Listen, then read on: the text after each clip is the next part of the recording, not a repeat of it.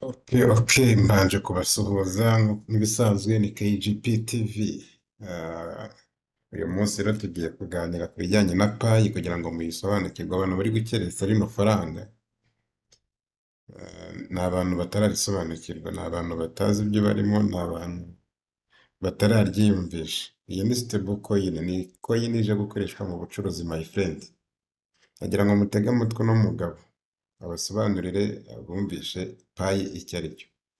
Payi icyo ari cyo muyumve neza mubisobanukirwe, ariko mbere yuko dutangira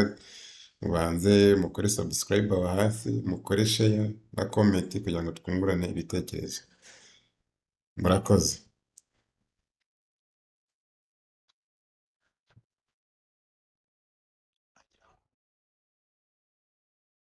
cyangwa se muzesi n'abandi batekereza nkawe no kubahuje ibitekerezo gitanze ngo wenda ngo yatangira ku idolari rimwe ngo abantu bazabyihanganire icyo kirapfuye 200% ntaho biba ariko sinzi impamvu abantu rero kubera ko hari abantu benshi bagenda bakishingikiriza yuko tumaze iminsi muri industry na cryptocurrency turabizi ariko nayo ntabaza bamubizi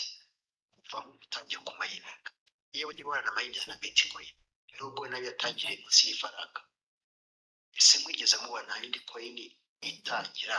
itanga product ese mwigeze mubona ko ibaho igeze ibaho itangira igaye naho itanga KYC ku zakorana na payi mwari muzi yuko ari ama cryptocurrency yandi yose iyo shinzi ba nyirayo babura amasoko azayavunjisha mwari muzi ko burya kugira ngo Binance yemerere coin runaka uyilistinga ku isoko ryayo babanza bakanegosiya hanyuma Binance igacaginga ba nyiri umushinga ba nyiri coin y'amafaranga bakabaca za miliyoni zingahe bakazishyura bakabona kubemera ku listinga coin yabo yo ubwayo ibanza guca amafaranga y'umushinga. Ni nayo mpamvu murabona hari amakoini menshi twagiye tumayininga agafeiringa burya afeiringa mu bushobozi buke bwa ba nyirayo agafeiringa mu bumenyi buke bwabo n'ibindi nkabyo. Abenshi bakora imishinga bazi kwizacabo ariko finally igahita ifeiringa kwayo biba bifite n'impamvu nyinshi mu bushobozi bwabo amikoro yabo n'imbaraga umushinga wabo uhagazemo ariko bose batanga amafaranga kugira ngo amakoini yabo ilisitiye bashyire ku binoza wenda nka Coinbase cyangwa Binance cyangwa n'izindi zilisting batanga amafaranga bacika amafaranga ariko mwari muzi ko bano muri payi baterese bene nyuma yo gutereta uzi ko mwumva ko barimo guhabwa KYC maze kutazapasiwe KYC atazemera ngo listing payi sinzi uburyo mufata mu payi njye mbabazo wundi murumva iramutse itangiye ku madolari 10 urugero we muvuze ngo cyangwa 50 murumva ko amafaranga yaba ahaziriya mishinga imaze igihe iri mu mikino ariya mishinga yose yadepoje yakoze igakora n'ama-KYC bakubwira ngo amusenge zarabonetse ijana zose buriya zitegereje ko izasongera kuri ayo mafaranga inganda zose zaritewe gutanga product zahite buriya keretseho twebwe naho mu Rwanda bavuze bati nta yindi exchange tuzemerera nta yindi soko tuzemerera muri bizinesi yonyine bavuze gutyo ariyo nyine tuzakoresha wenda icyapa kandi nabo ibyakora product Bitcoin yari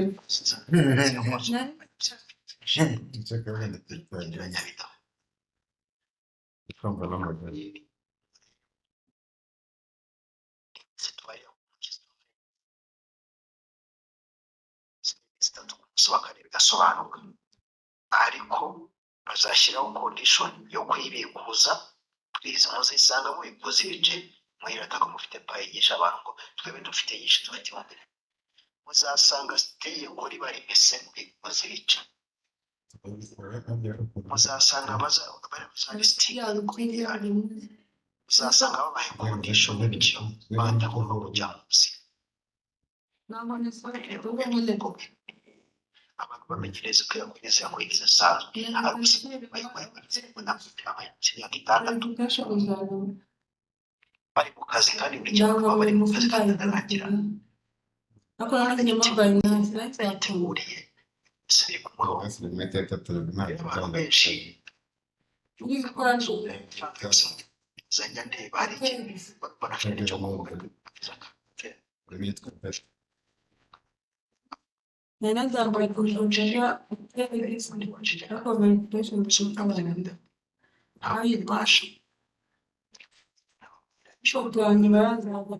gutega amaso ubwiza gutega amaso izo komite zanyu zisenya nta naho biba hari ntabwo yadisuzuma ubuhinzi burenze ntabwo isuzuma uretse ntabwo zibereye ubuzima bushingiye ku kazi ikibazo mufite rero ni uko mutabusobanukira niba mwamenya umushinga mufite wese akagira amaso akareba akamenya agasobanukirwa akabasha kureba uwo mushinga neza ntabwo mwamenya agaciro ngaho amasoko ariteguye inganda ziriteguye burya nuko mutabizi mubona barisitinga bayikiniramo ko biboneye mwitonde murebe ko kandi batazahabwa itegeko inganda zariteguye ibintu za inganda zigera mu ijana muri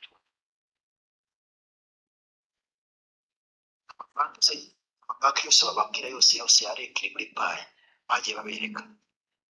kubona za banki mondiale zirimo akanyamerika zaba z'ubushinwa zose zireka iri muri payi mwarangiza ngo iratangira ku bice iratangira ku bice na bike izo payi ureba umuntu wamaze kubona payi weje kwezi gushize nawe zamuhindura amateka bari grave muri abafiteho tubiri cyangwa dutatu ni baronshinga afiteho payi ebyiri muri waleti ye bitarenze icyumweru abantu barahita babona yahindutse reka kuvuga byinshi ariko niba mwagira ukuntu bwo gusobanukirwa umushinga mufite abantu benshi bano tubana hano ntabwo muzi ngeze mu kumenya mu kingane gusa abantu benshi hari n'amaze imyaka 2-3 ariko babiri mu kigari batabisobanukiwe ariko igihe kirageze ko mubisobanukirwe bitarenze iminsi 4 wa mbere wa kabiri wa gatatu ukabibwira tuzajya ku wa kane sisiyose bitegereje kubona amatangazo ntakindi sipoti zacu zatwereka ubutumwa wihaye babwira ngo bageze miliyoni ariko bazatubwira sura ntabwo batandukanye icyo bararira ntabwo imvura izahabona